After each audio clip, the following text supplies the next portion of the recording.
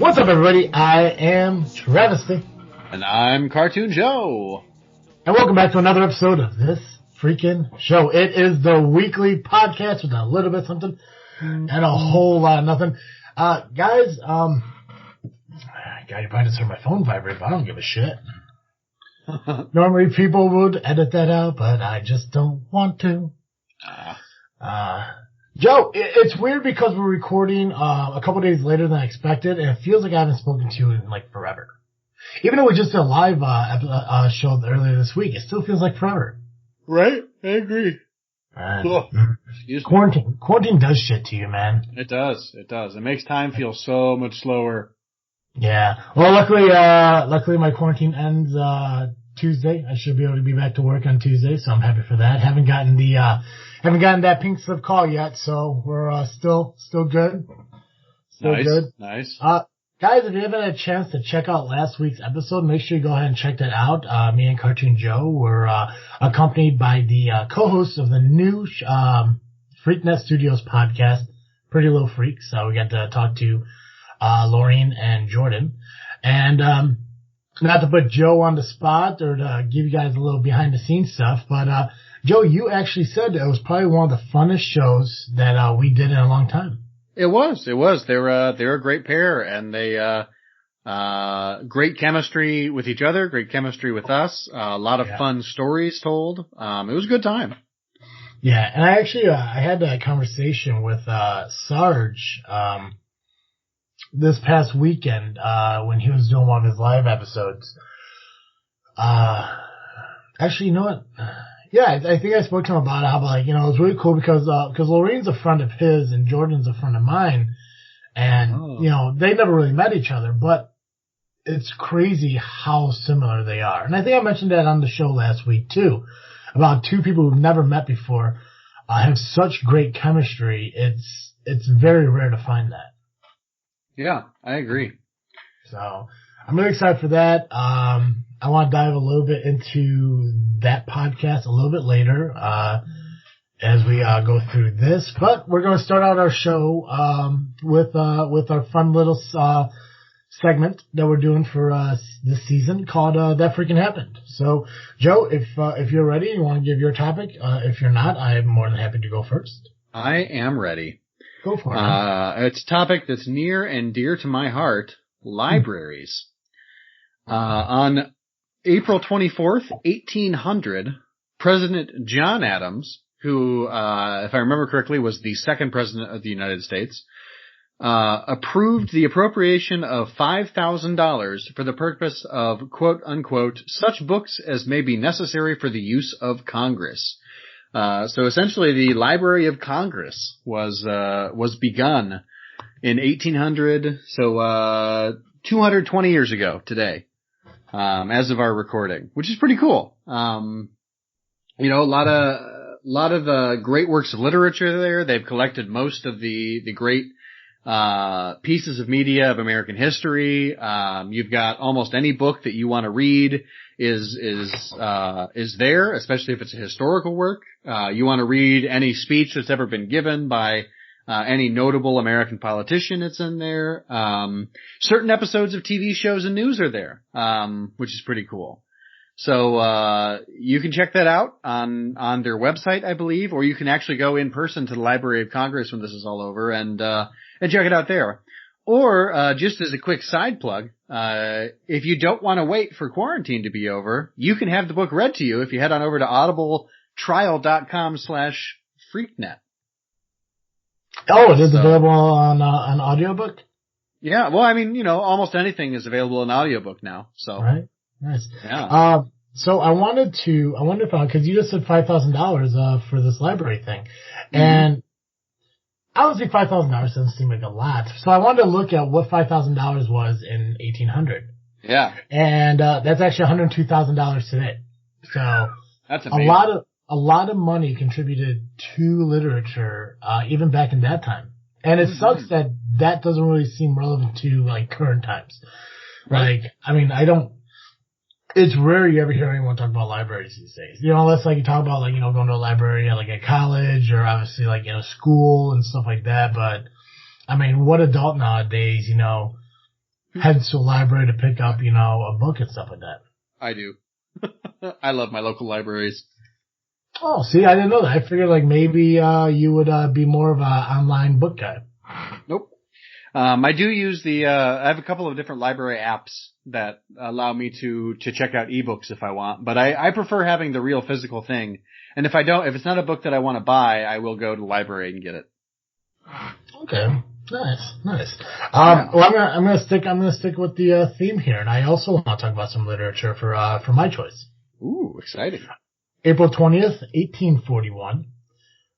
The Murder of the Rue Morgue by Edgar Allan Poe is published, establishing the literary genre of the detective story.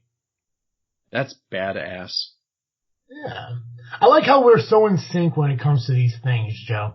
I appreciate it. Right? It's like we wanna surprise each other, but yet we just can't seem to do it anymore. Yeah. And it's weird too, because like looking at this past week, because I mean when we do our That Freakin' Happens segment, we like to pick something that happened the week of the recording. Right. And I was sitting there, I was looking at a lot of shit, and like, actually a lot of religious things were relevant to this week. There was one about, I can't remember the scientist, I don't want to pull up the website and go through the issue of finding it, but somebody was talking about how like they determined that April 23rd was the official day that Jesus was crucified. There was another one, I can't remember it. I saw something about one of the popes was, elected in the 800 something. Yeah, that was one of them. Saint Nicholas the First, I think. Yeah. So I mean, and it's weird because like even like going through these, because I go to one website and I look through all like I look through everything that happened throughout the week. I want to find like the best one. And yeah, it's just like a lot of them just seem to be very religious, and I think April's really relevant to like religion and stuff like that. Just because of Easter and all that other shit too. It just seems to happen around the same time. Yeah, I think it's the time of year when winter really ends around the world. So yeah. I think there's a lot of association with the sort of return of the sun and the opportunity to have a harvest again, and the world comes back to life. It's nice. Right. And God We Trust was finally put on a coin this week too. That was one of the other things. Another thing that happened this week, and not to get too dark, but just a brief mention of it. This past April 20th was the 21st anniversary of Columbine, which a lot of school shootings happened, and they're all horrible. I'm not trying to justify any one's worse than the other. They're all horrible. But Columbine, I think it impacted my life more than anything, because I think it was the first like large scale school shooting that happened in my life that I like remember. I mean, I think when it happened in '99, I was 9 years old, and I remember when it happened that at the end of the school year that year. So I mean, because it happened April 20th and May was the end of the school year, so we did you always have like those end of the year like music concerts and stuff like that kids do. And '99 was, if I was 9 years old, I don't know, what does that put me at, like third or fourth grade? I can't fucking remember how grades work nowadays. I don't know. Yeah, probably about there. 12, 11, 10, yeah, it's like around third or fourth grade. Fourth grade. There we go. We'll do fourth grade. Sure. It don't matter. What the fuck doesn't matter? 9 years old. Right. Yeah. They did a song for Columbine called "We Might Heal." Oh, okay. And yeah, no, it wasn't anything funny. I don't want you to think like you're like, oh, yeah, shit. No, it's just every once in a while, schools try to do something serious and it comes out just crappy and hilarious. Yeah, but no, not this like was funny in a good way. It's like funny in a bad way, like sad funny. Yeah. But this, I mean, it turned out really good because they did like, a lot of, I mean, obviously they did the concert that we were practicing for the month, but they included this song, and I believe it was a song that we ended with, and it was called "We Might Heal." And I actually remember a large part of the lyrics from this song. It's like no, we won't forget, but in time we might heal. It was such an amazing song, but the thing was, like, I can't find that song, but I swear to God, if I was able to find that song, I'd fucking put it on my iPod. Because it was such an uplifting song, and I never really appreciated it when I was a kid. I was just like, okay, I'm fucking 9 years old. I don't want to be up here on stage and, shit like that. But like when, as growing up and every year passes with Columbine, and it's the same thing. Like every time somebody brings up fucking, 420, and it's a lot of people like, oh shit, it's 420, make sure you go out and get your weed. I've never related 420 to marijuana. First, I'm not a marijuana smoker. Nothing against it, just not my thing. Yeah, sure. But I always remember that day being the day of Columbine, and every year it goes by, that song always sticks in my head. And it just like, it was that moment. And I think I was like 18, 19 years old, like just as an adult. And 420 came around. And something came up on Columbine because it was 2009. So it was the 10-year anniversary of it. And they did a bunch of things on the news for it. I think there's a documentary on it. And I watched this shit because, it was a big moment in our history.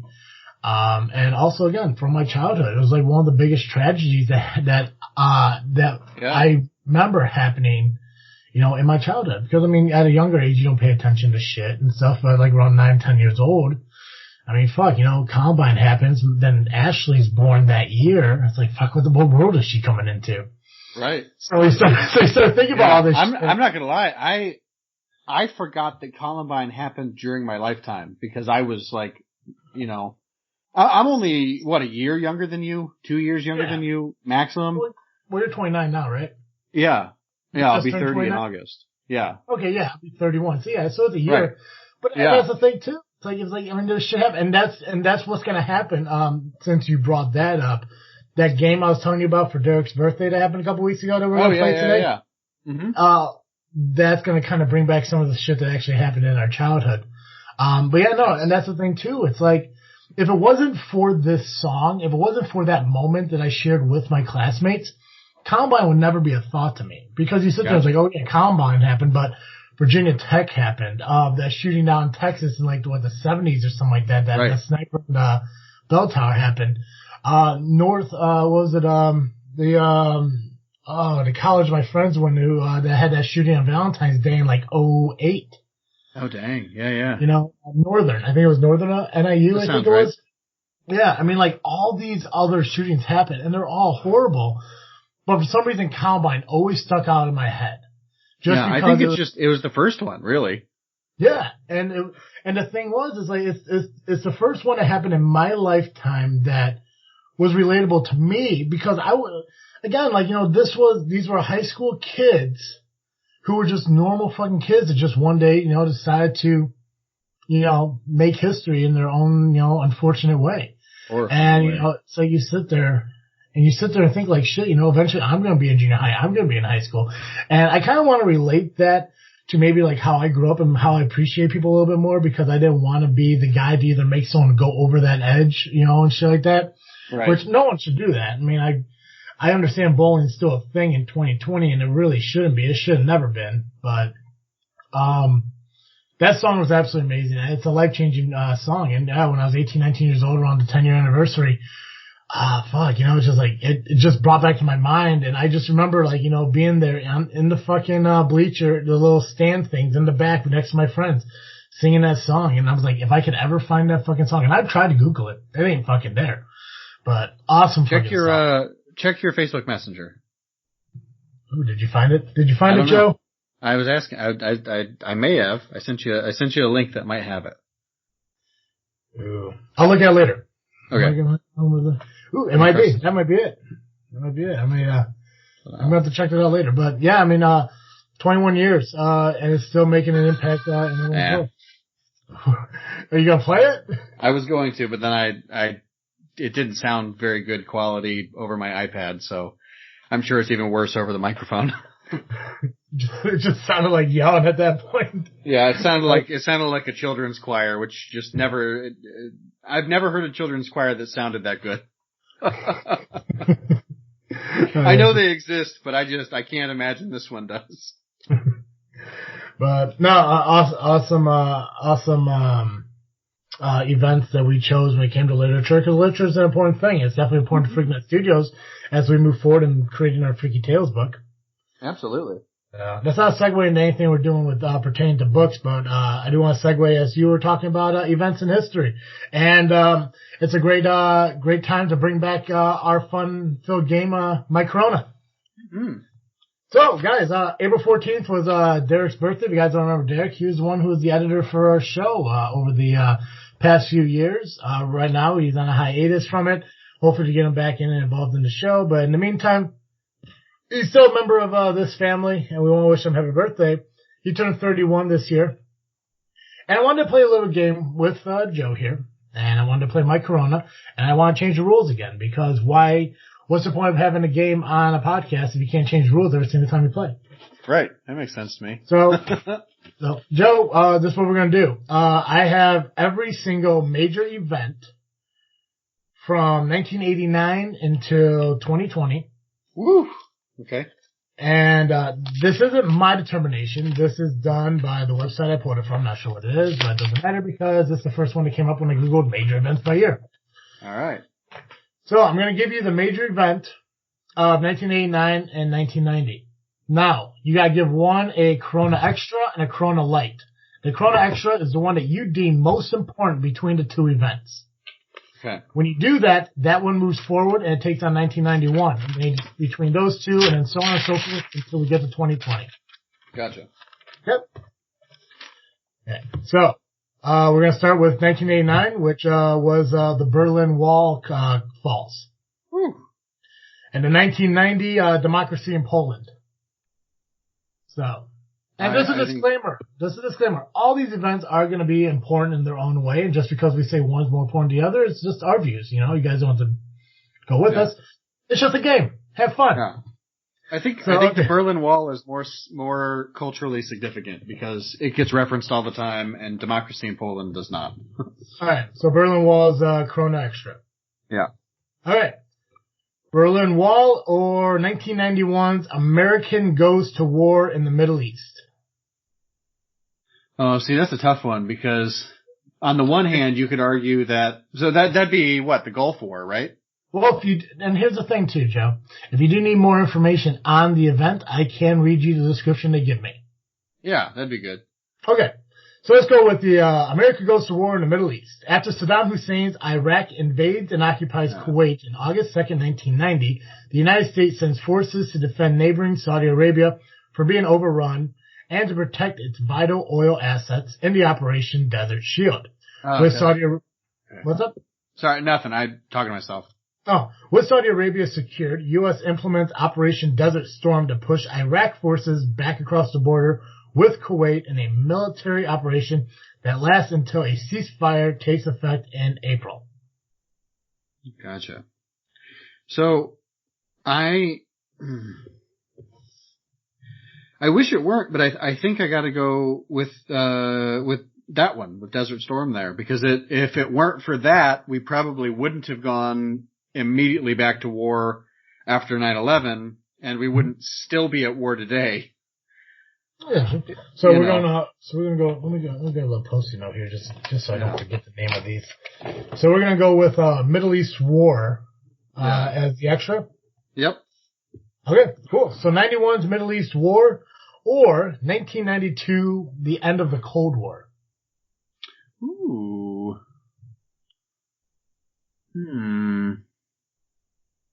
That's a tough one. I'm gonna stick with Middle Eastern 91. Okay.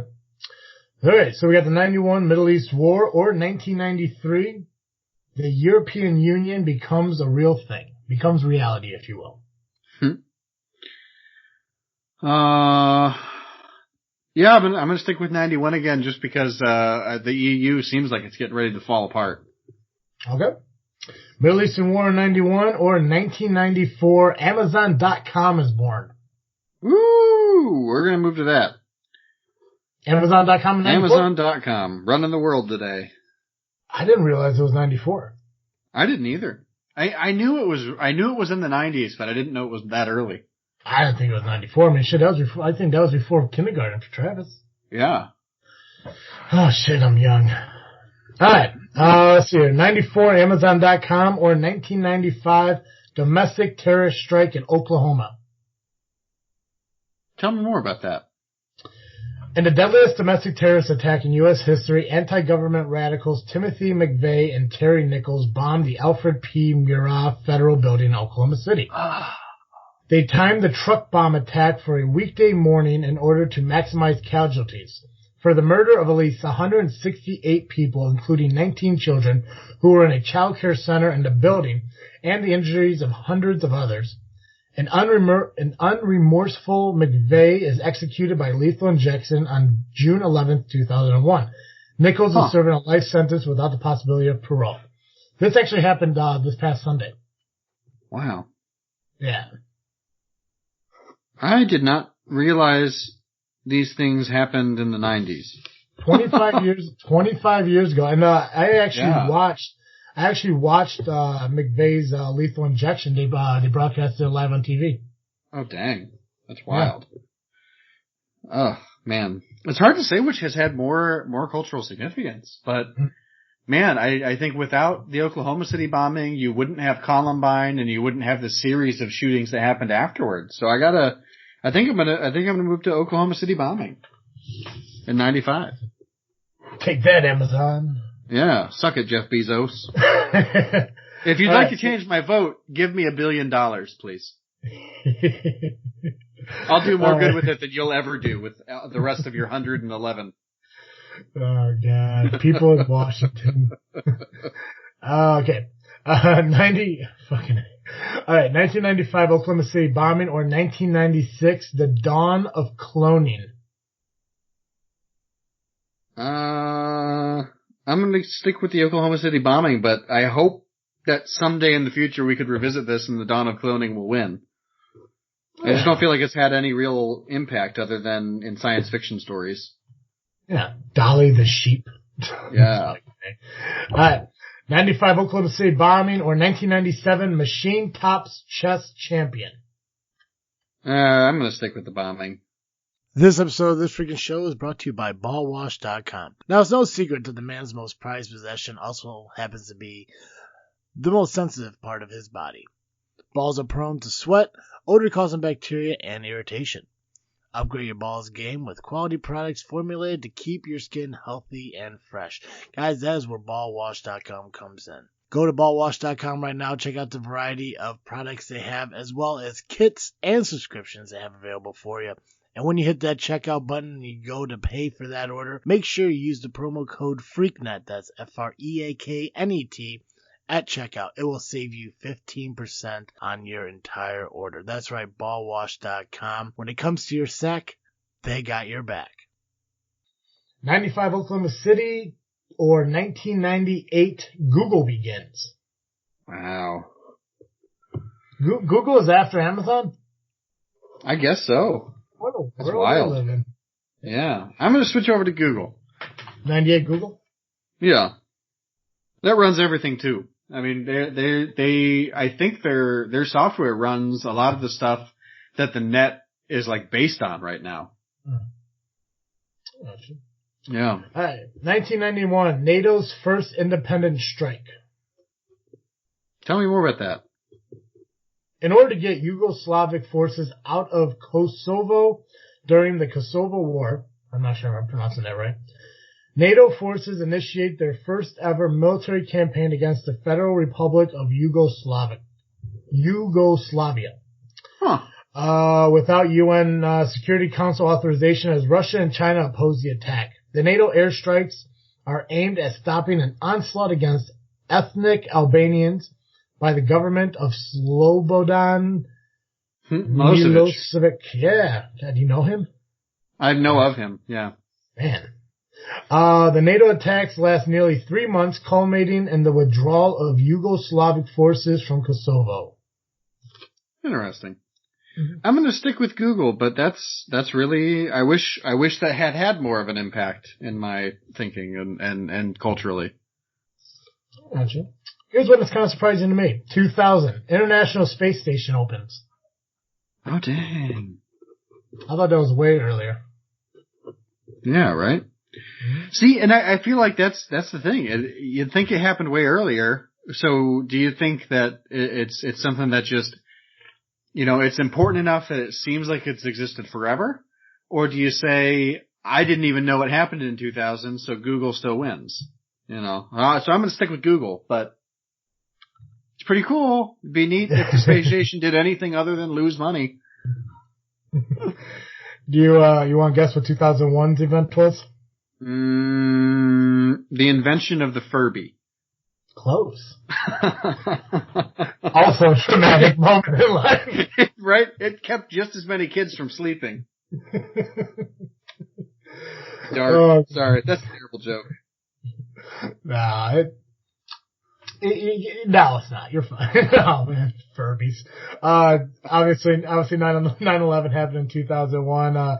Attacks on the World Trade Center, the Pentagon, and apparently also I think the White House was supposed to be the third building that was attacked, but yeah. I think you're right. I think I will. I mean, I have to go through with 9/11, right? Because that is like the defining moment for our generation. Yeah. In so many ways.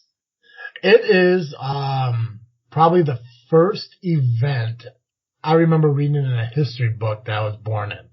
Yeah. Other than like Bosnia, but I really didn't. I lived when Bosnia happened because that was the early 90s, but that wasn't relevant to me when I was 2-3 years old. Right, exactly. 9/11 was the first thing I read in a history book that I remember watching on TV first. Absolutely. Yeah. Oh man, watching that live. Well, not quite live, but that same day. Whew. Yeah. Let's see here. 2002, the creation of Homeland Security. Really? Took until 2002? Well, I guess it was late in the year. I'm going to stick with 9/11 because 9/11 influenced that. Yep. 2003, U.S. crushes Iraq. And literally that's how they phrase it. Jesus. I'm going to stick with 9/11, but good Lord. 2004, Facebook is born. 2004? Yeah. Whew. Wild. Part of me wants to switch over, but I'm going to stick with 9/11, but damn. Wow. I mean, it's only 16 years old and it's already caused multiple genocides. That's insane. Facebook has become a $510 billion digital advertising behemoth. Just to share that fact. Yeah. Alright, 2005, Katrina hit New Orleans. I wish they had more of an impact than I feel like it actually did. So, I'm going to stick with 9/11. Yes. 9/11 might win this. It might go all the way. 2006, Hussein was executed. Yeah, see, without 9/11, Hussein wouldn't have been executed. 2007, the introduction of the iPhone. That's really revolutionized the world. If without the iPhone, we wouldn't have smartphones. Like at all, I don't think, in the same way. So I'm going to switch over. Or it sounds happier anyway. Let's switch over to the iPhone. So 07 iPhones? Yep. Okay. Hard to say that, like I'm running for office in a Family Guy sketch. Oh God, the fucking Lois Griffin one? 9/11. She got my vote. 2008, I think this one's dumb, but Dow plunges. The Dow Jones Industry Average records the largest ever intraday drop of 777 points after Congress rejects a massive $700 billion bailout of U.S. banks. The bill would pass days later. The market reacts also to months of global market turmoil amid the 2008 global financial crisis spurred by the U.S. subprime mortgage market crash. The Dow fell by more than half during the 07-09 Great Recession, tumbling from 14,000 in October to 6,000 in March of 09. Wow. Largest crash to date, because the one that happened in March was actually bigger, but March of this year was bigger. This past March? Mm-hmm. Yeah, but that's a weird pick. You think they'd pick President Obama for whatever reason. But I'm going to stick with the iPhone, though. Yeah. It came with that stock app that was just on the phone. Yeah, that's kind of weird, right? Why would the stock market supersede the first African-American president? Right. Oh, there we go. Never mind. Here's why. Oh, because he was inaugurated in 09. Yeah, 2009, America's first African-American president. Gotcha. I feel like I gotta switch over to that. I'm not super happy about it, but I'm going to. 09 Obama. Yep. Which is a weird thing to say. It sounds like he's there's like an upgrade on board. I want the 09 Obama. I want the 09 Obama. The 09 Obama was real progressive. He had a lot of hope and stuff. He was in favor of systemic change that we need to make the country livable for everybody. And he didn't do any of that. And now his vice president's probably going to be the next president if Trump doesn't turn things around with this coronavirus. And we're just going to have 4 more years of crap. Funniest meme I've ever seen. Funniest meme I've seen so far. Obama and Biden are right there, and Obama's like, "I'm endorsing you, Joe," and he's like, "For what?" Damn, that's perfect. Yeah. You know what I loved most about 09 Obama? What's that? 09 Obama, when he danced, it felt like he wanted to dance. Right? And then you hit like 2012 Obama, and he felt like he was just dancing just to keep up the, cause he had to dance. Yeah, that's how I feel too. 2010 catastrophic oil spill. 11 workers died and 17 injured after an explosion and fire eruption on the Deepwater Horizon offshore drilling rig, 40 miles from Louisiana coast. The explosion caused the largest environmental disaster in U.S. history. Please hold your gas for the end. Yeah. No, you're fine. Spewing 3 million barrels of crude oil over 3 months it took to stop the leak. British oil company BP says costs climbed to $65 billion in claims for the accident, including $1.7 billion charged it took to as recently as the fourth quarter of 2017. So still paying, up until 2017, they're paying for like the next 7 years on this spill that took 3 months to fix, causing death, injury, and what did they say it was? 3 million barrels of crude oil that went into the ocean. Dang. I forgot that happened. Completely I forgot it happened until Mark Wahlberg came out with a movie for it. He came out, I didn't know that was a movie about that. Oh yeah, Deepwater Horizons, yeah. Oh yeah. Yeah. I mean, it makes sense that it would be about the event that it's named after, but it's just, Deepwater Horizon could be so many different things for a Mark Wahlberg movie.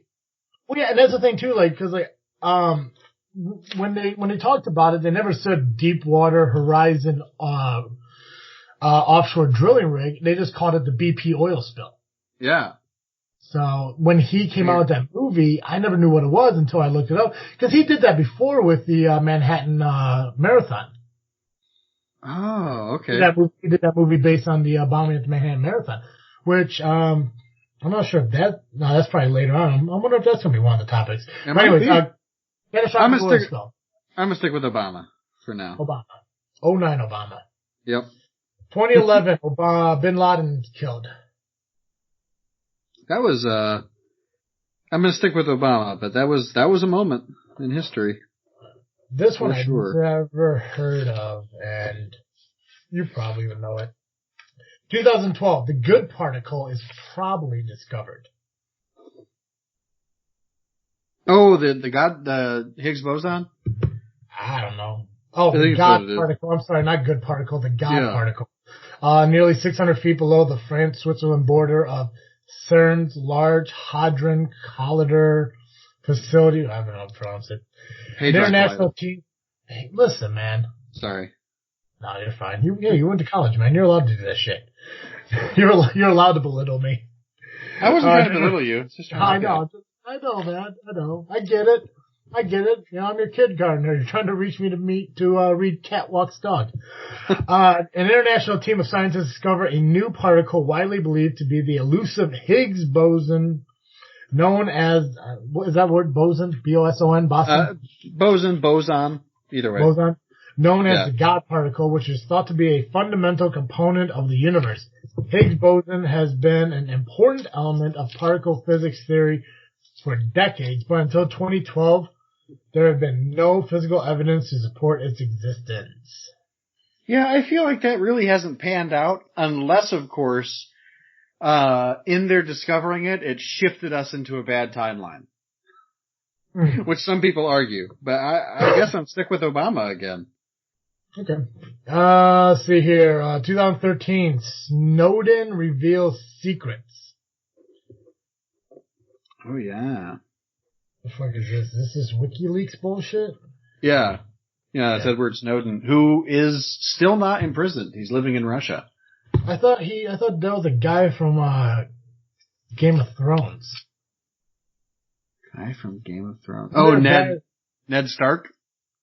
No, under a Game of Thrones guy named Snowden or some shit. Oh, I don't know. Maybe. Not that I know of, but. Oh, there's Jon Snow. There we go. Gotcha. Yeah. There we go. You know what? Just for fun, I'm gonna switch over. I'm gonna give it to Edward Snowden. You're going 13 WikiLeaks? Yep. So wait, so he's in Russia? Is he they just can't bring him back here? Is that the problem? Yeah, Russia won't extradite him.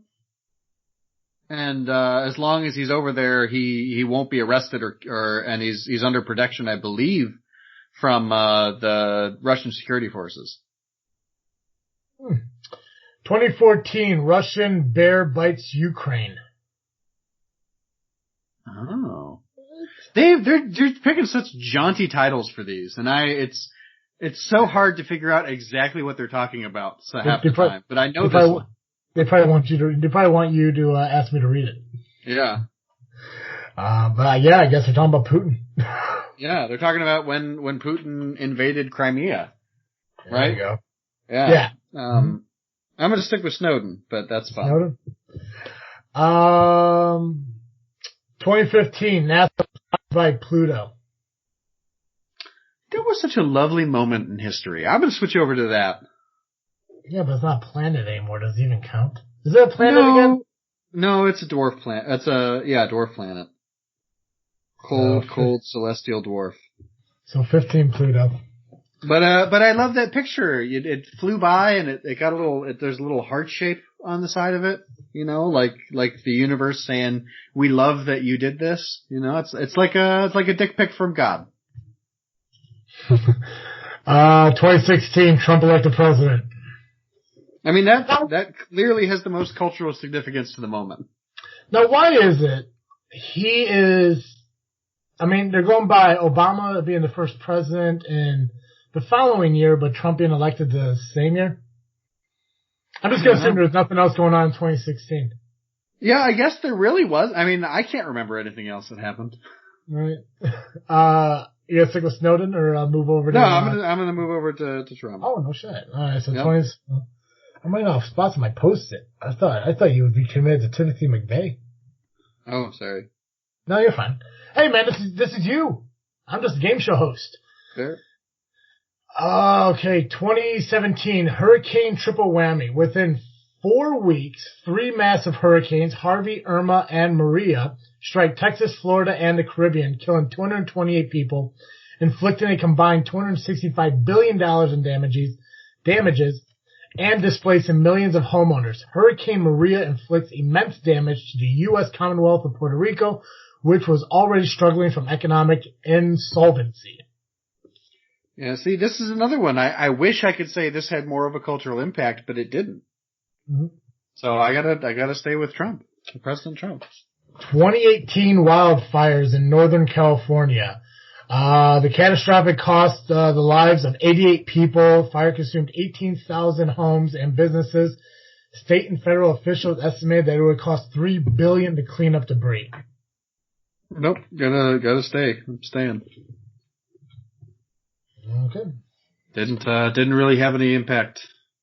All I remember about it really was the fact that the Kardashians could afford their own private firefighters. What? Yeah, because I forget exactly what happened, but because of the amount of fire, the public firefighters in the area were completely overwhelmed because, you know, we never fund these things until it's too late. Because, you know, of the failure of our economic system. Cause And so the Kardashians hired, and not just the Kardashians, but they were one particular standout in the news, hired their own private firefighter, I don't know what you call them, squadron? Contingent? I don't know. But, whatever they're called, they had their own private firefighter group, who protected their specific house, the Kardashian West, property. That Blazes. That I did not know. Yep. 2019, the impeachment of Trump.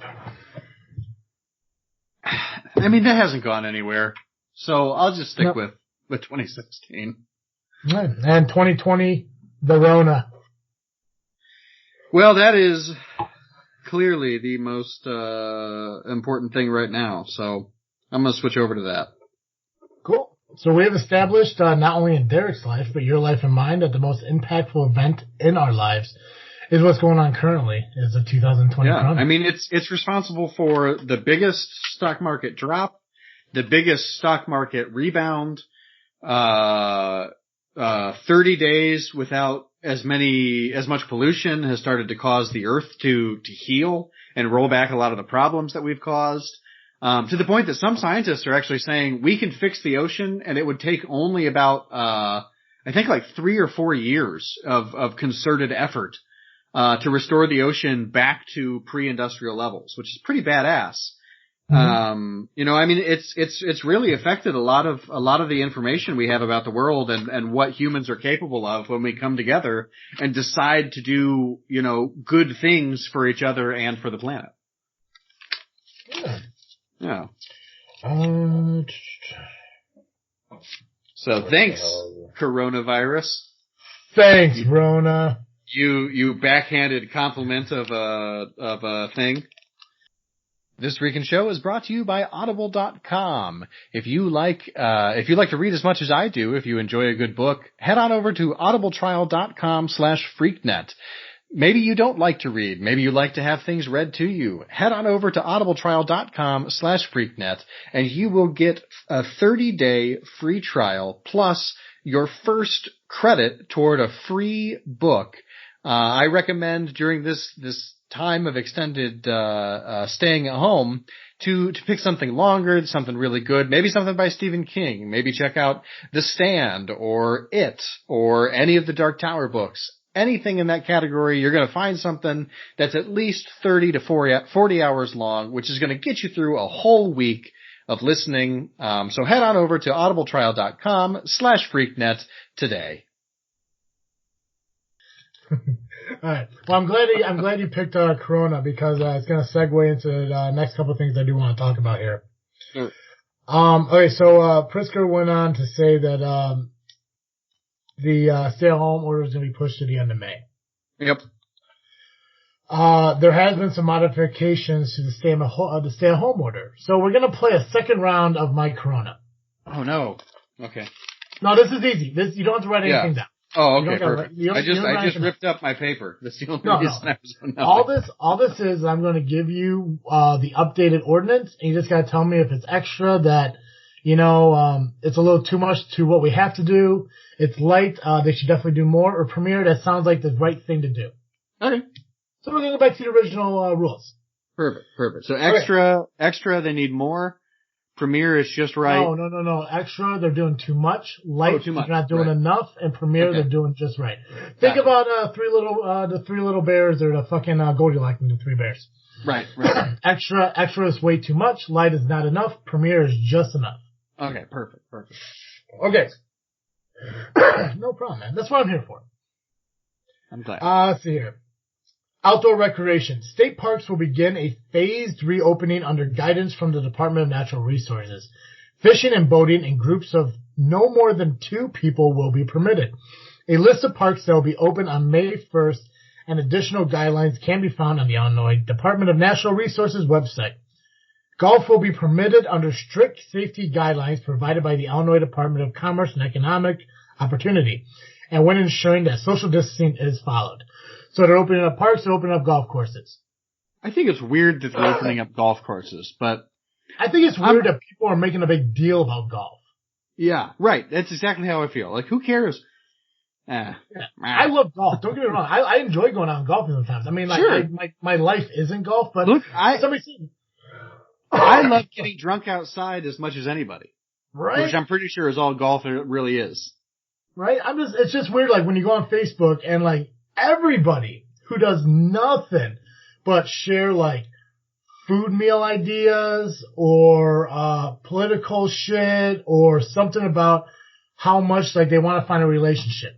That's all my Facebook page is. But all of a sudden you get quarantined and people want to go fishing, they want to go golfing, they want to go camping, they want to go hiking. I'm like, motherfuckers.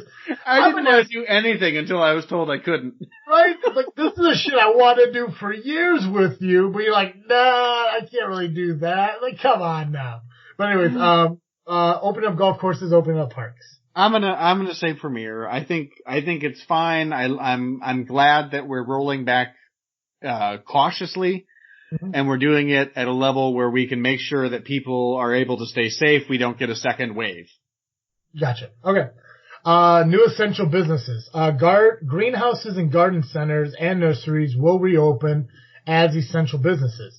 These stores must follow social distancing requirements and must require that employees and customers wear a face covering.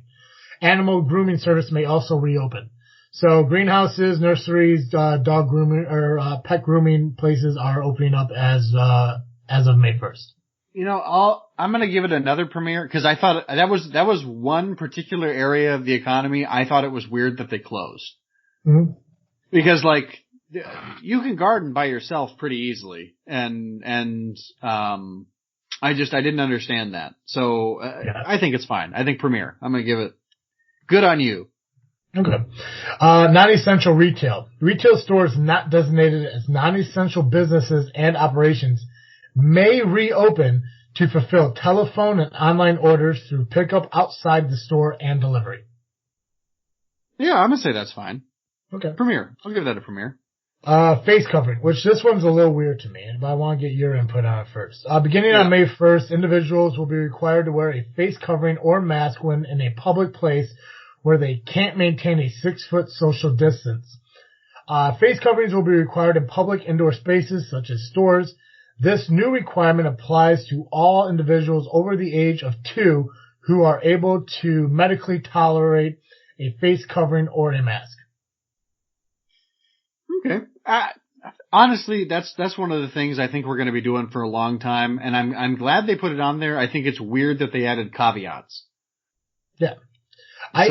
Maybe I'll say light because of that, because I think, you know, it's so easy to wear a mask. We have some Maddie brings them home from work all the time. Mm-hmm. They're not that uncomfortable. You can wear it for about half hour, 45 minutes before me personally, I should say, I can wear it for about half hour, 45 minutes before I find it uncomfortable. Which is plenty of time to do whatever I need to do outside and get back inside. Where I know that I'm going to be safe and I'm not going to endanger anybody else from taking it off. Yeah. I want to say, I'm going to say light. I do want to talk about this one. I want to say light, for the same reason you said, the caveats, whatever the fuck you said, the fancy word you said for the, exceptions to the rule. Mm-hmm. Yeah. You need to wear it if you can't maintain more than 6 feet. Technically you should wear it no matter what. Yeah. 6 feet, 12 feet, 20 feet, I don't care, maintain, wear the fucking face mask. But it's weird when it says over the age of 2. Yeah. Yeah, cause because I understand maybe it's to keep kids from ripping it off. Like it's not worth enforcing it on 2-year-olds. Because it's just weird. It's just a weird one. Well, I don't know. Maybe kids should still just stay home.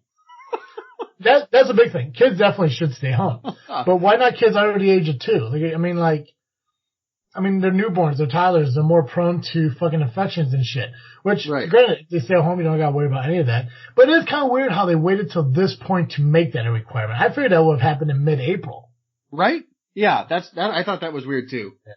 So, but I will say, one thing I know about the masks, just from Maddie telling me from her work at the hospital, the mask doesn't do a good job of protecting you from other people. It protects other people from you.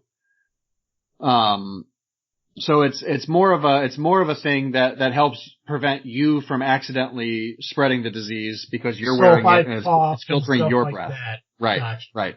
Gotcha. So so maybe they looked at it and said, toddlers are less likely to have it in the first place, and if they have it, they're probably staying home because they're toddlers and they have fevers and they're crying and shit. So maybe they don't have to wear it because they're not spreading it as much. I don't know. But on the other hand, toddlers are walking petri dishes, whatever they're called. And I feel like they probably shouldn't even be allowed in buffets, let alone outside without a mask. Alright, this one's gonna be interesting to me and see how life's going to fucking alter when it comes to manufacturing. But essential businesses and manufacturers. Essential businesses and manufacturers will be required to provide face coverings to all employees who are not able to maintain 6 feet of social distancing, as well as follow new requirements that maximize social distancing and prioritize the well-being of employees and customers. This will include occupancy limits for essential employees and precautions such as staggering shifts and operating only essential lines of manufacturers. This is weird for me because of the company I work for. My job is to stack a pallet where I am 3 feet away from somebody else. We're each standing on an opposite side of a pallet and we're stacking pails. And there's a guy who's 4 feet away from us who's putting the top on top of that pallet. So according to this, I guess by law, by May 1st, they're going to give us face masks because of that. And they got to supply them. But at the same time, it also says that you need to do stuff within the manufacturing that prevents that kind of closeness. Right. As much as you're able. Yeah. Yeah. I'm going to say this premiere. I agree with it. I mean, like, I think this is a lot of stuff I think should have happened till April 15th. It was just weird because it looks like they waited until that 30-day point. Yeah. To, like, make altercations. But realistically, everything they're saying right now when it comes to mask and social distancing, that was the shit that everyone should have been doing since the beginning. Right. I agree with you. I think Premier, and I also think they should have been doing it sooner. Mm-hmm. Schools. Educational institutions may allow and establish procedures for pickup of necessary supplies or student belongings. Dormitory move-outs must follow public health guidelines, including social distancing. I think that sounds good. That sounds Premier to me. I know a lot of kids left a lot of stuff in their lockers and because they thought they'd be back the next day. Well, yeah, because originally it was only 2 weeks, right? Right, yeah. Yeah, now I just turned the rest of the year. Yeah, yeah. So you gotta get your stuff out, and especially if you're living in a dorm on a campus or whatever. Like, good God, could you imagine having, you go home for spring break and then you can't come back and get your stuff for a month and a half. Whew. Wild. Let's see here. That's it. It's gonna be a great time to get yourself a face mask and go pillage the dumpsters though. Oh, you know what I found out? Oh, what's that? You know that merchandise we have at tpublic.com if you search TFS? Yeah. tpublic.com is working on making face masks available. Nice. Yeah, they've been working on it. They're not sure when they're going to be able to get them up and ready to go, but you'll be able to sell them with our designs on them. That's fantastic. Yeah, I'm sure it'll be ready to go as soon as COVID-19 is gone and past. But right, yeah. I got the notification from TeePublic that face masks are going to become available on their site. They're going to let us know when that is, and I hope it does happen soon. I think it's really cool. A lot of these companies, I mean, I get it, like they're a company to make a profit, and hey, why not profit off the situation? They're no different than any other business. I'm not downing TeePublic whatsoever. I appreciate all the work they do for us here at this freaking show. It's almost a little too late. They probably should have figured this out back in April, but. Right. Good for them. That's awesome. Guys, make sure you keep in touch with us as far as that goes. We'll let you know as soon as the face masks are available. Cause I know as soon as they are, I'm going to buy one. Nice. I'm probably going to get the Cartoon Joe face right on the front. I think that's hilarious. I love it. The last thing I do want to talk about, which is going to be really brief, we all heard that the Indiana Beach closed down. Yeah. A lot of people freaked out about it, but somebody bought it, and they're reopening it. Awesome.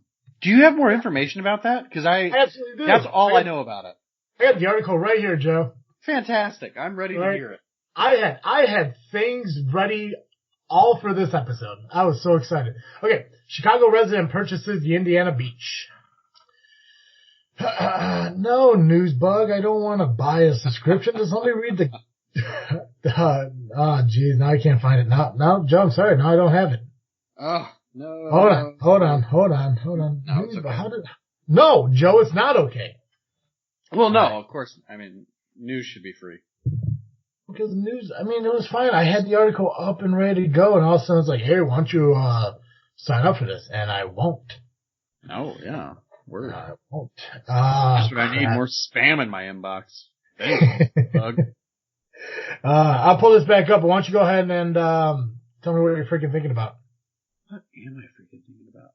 I am freaking thinking about, honestly, all the great PlayStation 4 sales that I really shouldn't participate in. Yeah, Colin told me about that. But I'm thinking about, because right now since the spring sale started, I've had about $300 worth of games in my cart. It's only 5 games, but because of the sale, it's less than $100. Aren't all the games that are on sale related to like apocalypse and end of the world bullshit?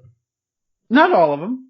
Quite a few. Oh, I guess just the ones that Colin sent me because it was like, I don't know, like Badlands, some goofy shit. Oh yeah, like Far From Home or something. Borderlands, yeah. There we go.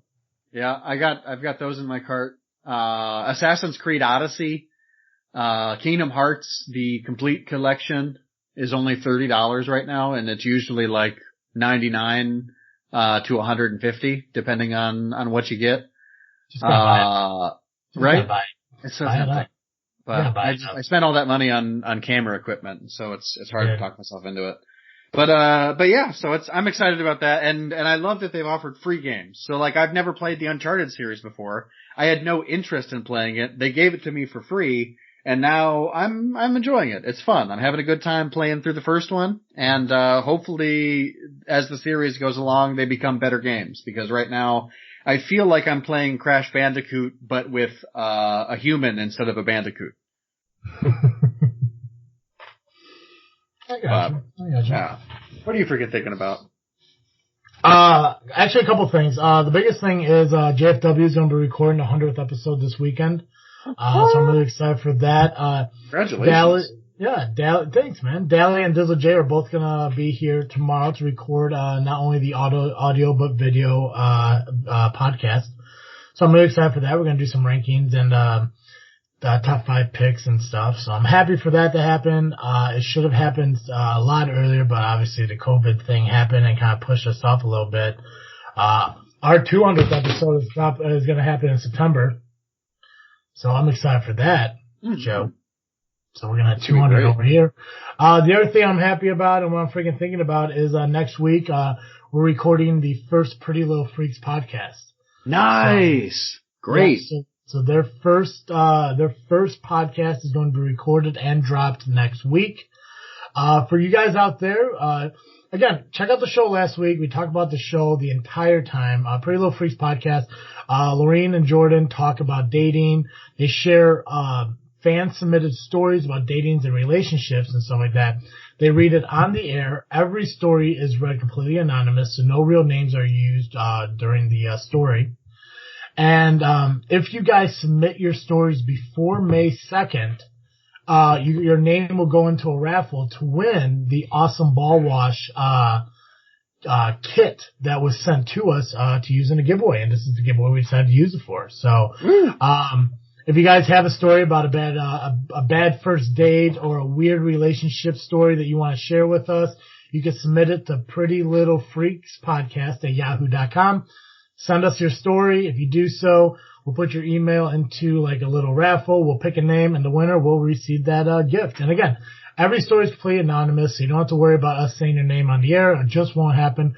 We're just the girls are just going to read the story, and they're going to give their input and opinion on it and stuff, and then they're just going to have their little girl chit chat and stuff like that. So I'm really excited for that to happen. We're still trying to figure out, as far as theme songs, I'm trying to get a hold of Ripley Street to use one of their songs as the theme song for it. And I'm excited to see how they do. This is their very first podcast, so I'm excited. Nice. Fantastic. That's great. Absolutely. Chicago businessman buys Indiana Beach amusement park. Okay. A Chicago businessman has bought a northern Indiana amusement park that abruptly closed in February and hopes to reopen the 94-year-old tourist destination, rides, and other attractions this summer if the COVID-19 restrictions allow it. Gene Staples purchased Indiana Beach before its former owner, California-based Apex Park Group, declared Chapter 11 bankruptcy on April 8th. White County Commissioner John Hemlick said on Thursday.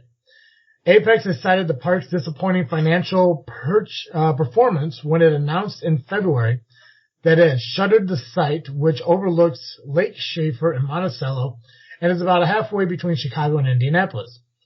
News of the closure of the park, long known for its slogan and jingle, "There's more than corn in Indiana," never heard of that before, shocked residents and business leaders in Monticello's Twin Lakes region. Oh, by the way, "There's more than corn in Indiana" is going to be the name of this episode. Oh, nice. I love that. Because that's fucking funny. Let's see. Shocked residents and business leaders in Monticello's Twin Lake region, so named for Lake Schaefer and adjacent Lake Freeman, which are popular with summer visitors. Staples said in a statement Thursday that he is an amusement park enthusiast and excited to be part of a new era for Monticello. Generations of families that enjoyed summer fun on the shores of Lake Schaefer, with their ongoing support and the commitment to local officials, will be sure future generations get the same type of relaxation and enjoyment we all desire, said Staples, now president of Indiana Beach Holdings, LLC. The 376-acre park, which has traditionally been open from Memorial Day through Labor Day, has provided local employment and income since its opening in 1926. Wow. It has long attracted visitors from throughout the Midwest with its roller coasters, water park, zip lines, arcade, mini golf, children's rides, boardwalks, and sandy lakeside beach.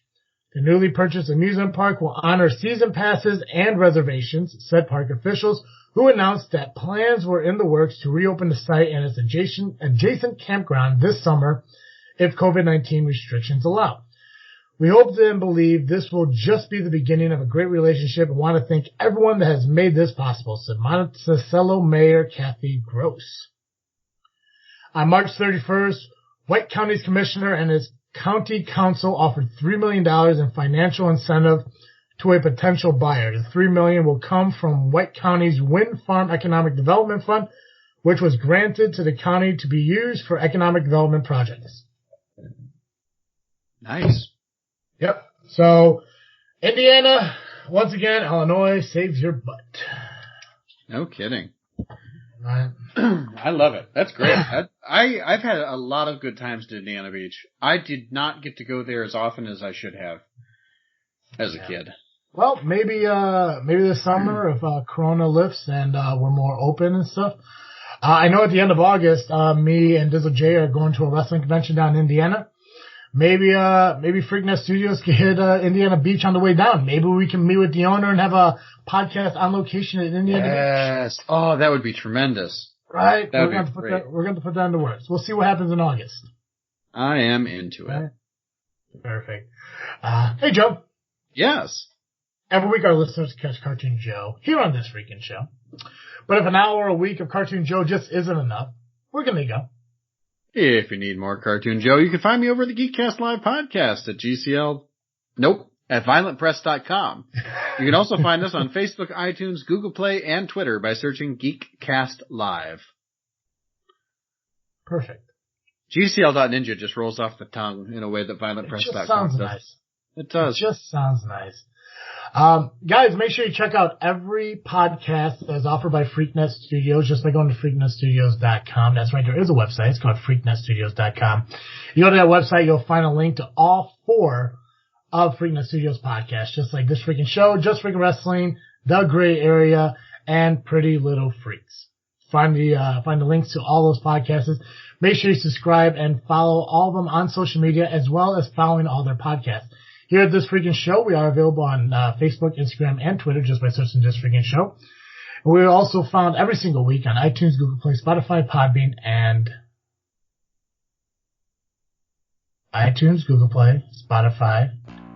Podbean, and Stitcher. Holy shit, I can't forget. That's what I was going to guess. Dang it. Right? Yeah, no, I'm pretty sure that was the one that was missed. Oh, well. I think it was like I think on FM Player Radio too. Actually, if you want to go, if you guys want, if you have an Alexa Dot on your house, just say Alexa, play this freaking show podcast. They'll play the most recent episode. So, Nice. We're everywhere. Anyways, a special shout out to audibletrial.com/freaknet and ballwash.com for being sponsors of the show. That's all I got. So as always, I am Travesty. I'm Cartoon Joe. And thank you for listening to another episode of this freaking show. I'm out.